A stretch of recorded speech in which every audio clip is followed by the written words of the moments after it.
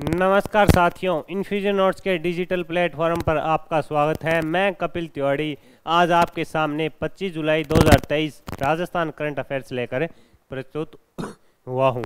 इस पर अपने जानेंगे कि कौन कौन से पर्सन 25 जुलाई 2023 के जो बने हैं, जो हमारे लिए इम्पोर्टेंट है, आगामी जो राजस्थान की परीक्षा हो रही है, प्रतियोगिता परीक्षा, उनके लिए उपयोगी रहेंगे और इन पर हम विस्तृत रूप से जानकारी भी प्राप्त करेंगे। साथ ही इनसे संबंधित जो भी पर्सन बने हैं उस पर भी हम विस्तृत रूप से आपस में चर्चा करेंगे। तो आइए शुरुआत करते हैं आज सबसे पहले पर्सन के साथ राजस्थान करंट अफेयर के। हाल ही में राजस्थान साहित्य अकादमी का सर्वोच्च मीरा पुरस्कार 2019-20 किसे देने की घोषणा की है।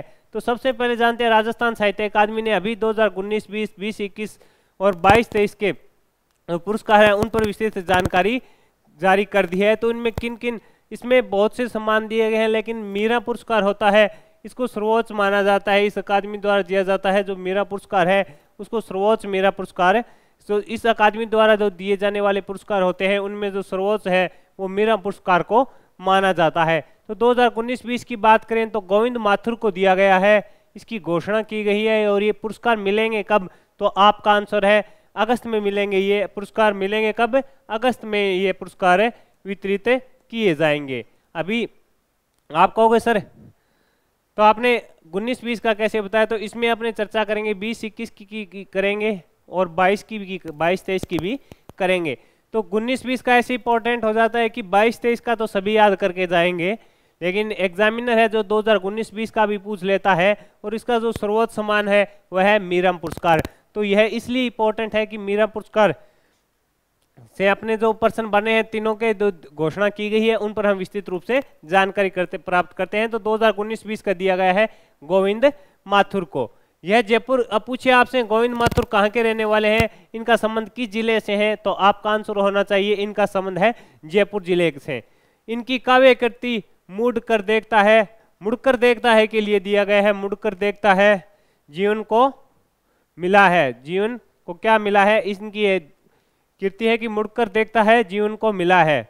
ये पर्सन है, ये इनकी काव्य कीर्ति है। इस प्रकार भी पर्सन पूछ लेगा कि गोविंद माथुर को दिया गया 2019-20 का सर्वोच्च मीरा पुरस्कार, तो इनकी कीर्ति का नाम बताइए, ये भी हमें पता होना चाहिए। अब 20-21 का जो मीरा पुरस्कार है जयपुर निवासी डॉक्टर R.D. सैनी को उनकी गद कीर्ति प्रिय ओलवी को दिया गया। अब अपने बात करते हैं कि सर ये तो आपने बता दिया कि हमें 2019-20 का किसे दिया गया, अब 20-21 का भी हमें बताइए। तो 20-21 का दिया गया है, ध्यान से देखिएगा, 20-21 का मीरा पुरस्कार जयपुर निवासी है, ये भी जयपुर निवासी है और गोविंद माथुर भी मैंने आपको पहले बताया ये भी जयपुर के निवासी हैं। इनकी जयपुर 20-21 का मीरा पुरस्कार जयपुर निवासी डॉक्टर R.D. सैनी को दिया गया है। इनकी गद कीर्ति है प्रिय ओलवी। इनकी जो कीर्ति पूछे तो आपका आंसर हो गया प्रिय ओलवी। इस पर बात करते हैं, इनकी कीर्ति होगी, एक बार दोबारा देख लीजिए। कीर्ति का पर्सन पूछेगा किसे दिया गया, तो सभी पर्सन तैयार करके जाते हैं। इनकी कीर्ति का पूछेगा तो इसकी जानकारी यहाँ पे है। आगे बात करते हैं 2022-23 का मीरा पुरस्कार जयपुर के निवासी हैं, आपने इस पे पहले ही बात की थी, रति सक्सेना को दिया गया। इनकी कविता पुस्तक हंसी एक प्रार्थना के लिए इनको दिया गया, ये इंपॉर्टेंट है। रति सक्सेना वाला भी पूछ सकता है, इनकी कविता पुस्तक है हंसी एक प्रार्थना के लिए दिया गया। आपसे ये भी पूछ सकता है 2020-21 का किसे दिया गया, तो आपका आंसर होना चाहिए 2020-21 का दिया गया जयपुर निवासी डॉक्टर R.D. सैनी को। और 19-20 का पूछे तो आपका आंसर होना चाहिए गोविंद माथुर को। आगे बढ़ते हैं, अगले प्रश्न पर बात करते हैं। अगला प्रश्न है, हाल ही में 20 व 21 जुलाई को केंद्रीय पर्यटन मंत्रालय के तत्वावधान में 12वें अंतर्राष्ट्रीय विरासत पर्यटन कॉन्क्लेव का आयोजन कहाँ किया गया, ये किया गया जोधपुर में किया गया। इस पर बात करते हैं कि इसका क्या उद्देश्य था, कि सतत विकास लक्ष्यों की पूर्ति करने के लिए इसका आयोजन किया गया। SDG रिपोर्ट में जो 17 माने गए थे, अपने प्राथमिकता उद्देश्य दिए गए थे, इनकी पूर्ति के लिए किया गया। इससे क्या होगा कि पर्यटन विरासत स्थलों के ये कॉन्क्लेव आयोजन हुआ, इसमें इस पर भी बात की गई कि कैसे पर्यटन को बढ़ावा दिया जाए, किस प्रकार इसके कार्य क्षेत्र को बढ़ाया जाए जिससे पर्यटन का विकास हो सके। आपको प्रश्न पूछेगा पर्यटन मंत्रालय के तत्वावधान में 12वें अंतर्राष्ट्रीय कॉन्क्लेव का आयोजन कहाँ हुआ, तो आपका आंसर होना चाहिए जोधपुर को। तारीख पूछे तो 20 व 21 जुलाई को हुआ। कहाँ हुआ, तो आपका आंसर होना चाहिए जयपुर, माफ कीजिएगा जोधपुर में हुआ। आगे बात करते हैं, अगले प्रश्न पर चलते हैं। राजस्थानी भाषा में इनकम टैक्स, ये देखिए सबसे महत्वपूर्ण है, इनकम टैक्स पर प्रथम किताब आओ कलाग आर लागणेदर के लेखक कौन है? राजेंद्र सिंह है, राजपुरोहित हैं, ये एक इनकम टैक्स में रह चुके हैं, इंस्पेक्टर रह चुके हैं, रिटायर्ड इंस्पेक्टर हैं। इन्होंने ये राजस्थानी भाषा में इनकम टैक्स पर आधारित किताब लिखी है।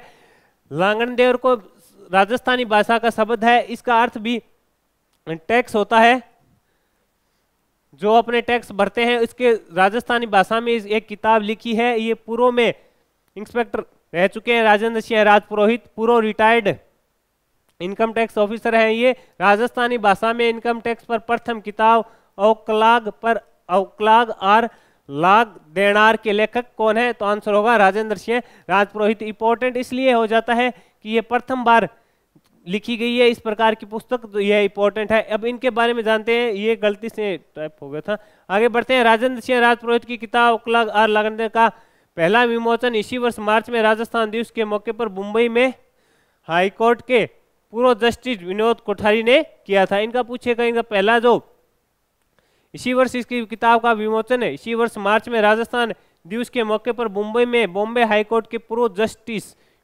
विनीत कुमार कोठारी ने किया था। इंपॉर्टेंट है, इससे प्रश्न आएगा। ये इसमें इमेज आपको दिखा रखी है, ये है श्री राजेंद्र सिंह राजपुरोहित।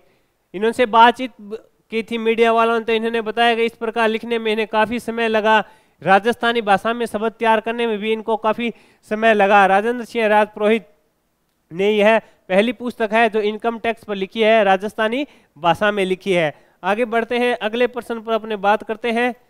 हाल ही में राजीविका ने महिला सहायता समूह द्वारा तैयार उत्पादों की मार्केटिंग के लिए कितने एनजीओ के साथ अनुबंधन किया है? अब सर बात आ गई राजीविका की। राजीविका क्या है? राजीविका में जो महिलाएं होती है, अगर वो कोई अपना बिजनेस शुरू करना चाहती है तो इसमें उनको कम ब्याज दर पर बैंक से लोन दिलाया जाता है, और जो उत्पाद बनाती है उसको यह बड़े स्तर पर देश विदेश में बेचती है राजीविका।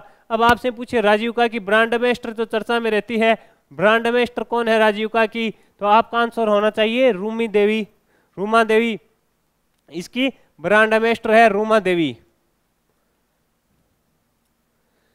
देवी ब्रांड एम्बेसडर है। ये मूलतः बाड़मेर की रहने वाली है। ये भी पूछ लेगा कि राजीविका की ब्रांड एम्बेसडर रूमी देवी है, वे कहाँ की रहने वाली है? तो आंसर होगा बाड़मेर की रहने वाली है। अब प्रश्न है कि राजीविका ने महिला सहायता समूह द्वारा तैयार उत्पादों की मार्केटिंग के लिए कितने एनजीओ के साथ अनुबंध किया है? तो आपका आंसर होगा 4 एनजीओ के साथ किया। ये गैर सरकारी अनुबंध सिस्टम होता है इनका, एनजीओ का गैर अनुबंध गैर सरकारी होते हैं, ये बेचते हैं प्रोडक्ट। अब इनके साथ एनजीओ किया है, वो 4 कौन कौन से हैं उस पर अपने बातचीत करते हैं। एक तो रणका बालाजी ट्रस्ट हो गया, एक जन शिक्षा एवं विकास संगठन हो गया, एक हो गया मजरी फाउंडेशन, एक हो गया इब्ता के साथ इनका ये ओमियो हुआ है। 4 के साथ हुआ है, चारों के नाम मैंने बता दिए।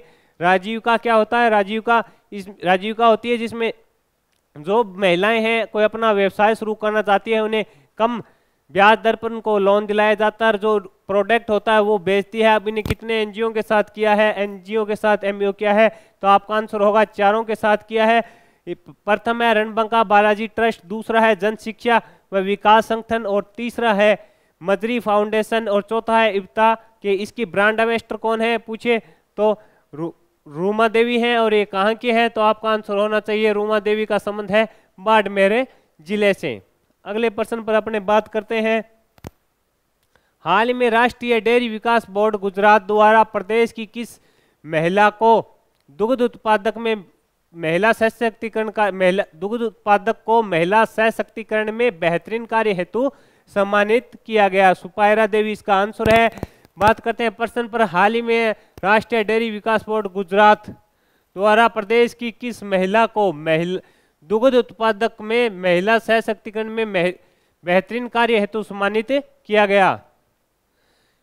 कि प्रश्न है कि राष्ट्रीय डेयरी विकास बोर्ड गुजरात द्वारा प्रदेश की कोई महिला है जिन्होंने दुग्ध उत्पादन में बेहतरीन कार्य किया है, इसलिए इन्हें सम्मानित किया गया है? आंसर है सुपायरा देवी है। ये कहाँ की रहने वाली है? तो ये जयपुर की रहने वाली है। प्रश्न यही पूछेगा, हाल ही में सम्मानित राष्ट्रीय डेयरी विकास बोर्ड गुजरात द्वारा सम्मानित सुपायरा देवी का संबंध राज्य राजस्थान के किस जिले से है? तो आपका आंसर होना चाहिए गुजरात, जयपुर का है और इन्हें गुजरात में सम्मानित किया गया है। आगे बात करते हैं, 23 जुलाई राष्ट्रीय डेयरी विकास बोर्ड गुजरात और WTO की ओर से एक दिवसीय कार्यक्रम में राजस्थान की एकमात्र प्रतिनिधि जयपुर डेयरी की दुग्ध उत्पादक सुपायरा देवी को महिला सशक्तिकरण में उल्लेखनीय योगदान प्रदान करने के लिए गुजरात सरकार के सहकारिता मंत्री जगदीश विश्वकर्मा द्वारा सम्मानित किया गया। ये देखिए, गुजरात के सहकारिता मंत्री हैं जगदीश विश्वकर्मा द्वारा इन्हें सम्मानित किया गया।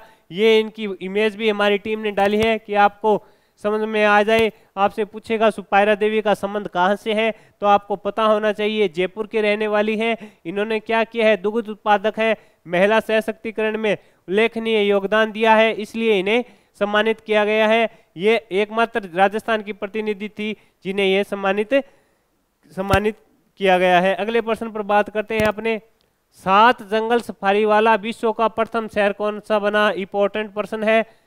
इसमें जो जंगल सफारी है, 7 जंगल सफारी वाला अपना जयपुर बन चुका है। राजस्थान की राजधानी जयपुर ऐसा करने वाला प्रथम शहर बना है पूरे विश्व में। इसमें 7 सफारी कौन कौन सी है? तो इसमें है 3 तो लेपर्ड सफारी है, इस पर है, एक है लॉयन सफारी, एक हाथी सफारी और एक टाइगर सफारी और एक बर्ड सफारी है। इस प्रकार मिलाकर जयपुर में 7 जंगल सफारी वाला विश्व का प्रथम शहर बन गया है। जयपुर से जुड़ी हुई बातें पर बात करते हैं तो जयपुर राजस्थान की राजधानी है। यहाँ पे मुख्यमंत्री ने अनेक घोषणा की, जिनमें अपने बात करें तो यहाँ पे जो इंदिरा गांधी शहरी रोजगार गारंटी योजना थी, इसका शुभारंभ भी यहीं से किया था।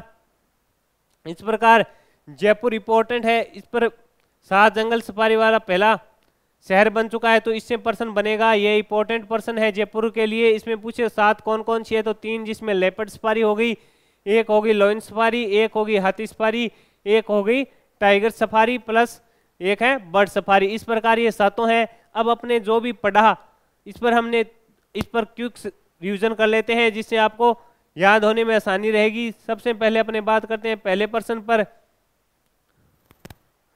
राजस्थान साहित्य अकादमी का सर्वोच्च मीरा पुरस्कार 2019-20 किसे दिया गया? तो आंसर होगा गोविंद माथुर को दिया गया। आपसे पूछे गोविंद माथुर कहाँ के रहने वाले हैं, तो आंसर होगा जयपुर में। और 20-21 का पूछे तो डॉक्टर RD सैनी को दिया गया। 22-23 का पूछे तो आपको आंसर होगा रति सक्सेना को दिया गया। आगे बात करते हैं अगले प्रश्न पर, हाल ही में 20 व 21 जुलाई को केंद्रीय पर्यटन मंत्रालय द्वारा 12वें अंतर्राष्ट्रीय विरासत पर्यटन कॉन्क्लेव का आयोजन कहाँ किया गया? आंसर होगा जोधपुर में किया गया। तारीख याद रखिएगा 20 व 21 जुलाई। अगले प्रश्न पर बात करते हैं, राजस्थानी भाषा में इनकम टैक्स पर प्रथम किताब अवकलाग आर लागनदयार के लेखक कौन है? तो आंसर होगा राजेंद्र सिंह राजपुरोहित हैं। ये पूर्व रिटायर्ड इंस्पेक्टर है इनकम टैक्स से। अगले प्रश्न पर बात करते हैं, हाल ही में राजीविका ने महिला सहायता समूह द्वारा तैयार उत्पादों की मार्केटिंग के लिए कितने NGO के साथ अनुबंधन किया है? तो 4 है। उन पे मैंने आपको चारों के नाम भी बताए। साथ में यह हमने जो कल सूजस बुलेटिन पढ़ा था, इसमें पर इस प्रश्न पर अपने विस्तृत रूप से चर्चा की थी। अगर आपने वो नहीं देखा तो वीडियो में जाके देखिए, इन्फ्यूजन नोट्स के यूट्यूब चैनल पर वो वीडियो होगा जिसमें अपने इस पर बात की थी सूजस बुलेटिन का। अगले प्रश्न पर बात करते हैं, हाल ही में राष्ट्रीय डेयरी विकास बोर्ड गुजरात द्वारा प्रदेश की किस महिला दुग्ध उत्पादक को महिला सशक्तिकरण में बेहतरीन कार्य करने के लिए सम्मानित किया गया? तो आंसर होगा सुपायरा देवी। इनका संबंध पूछे तो इनका संबंध है जयपुर से।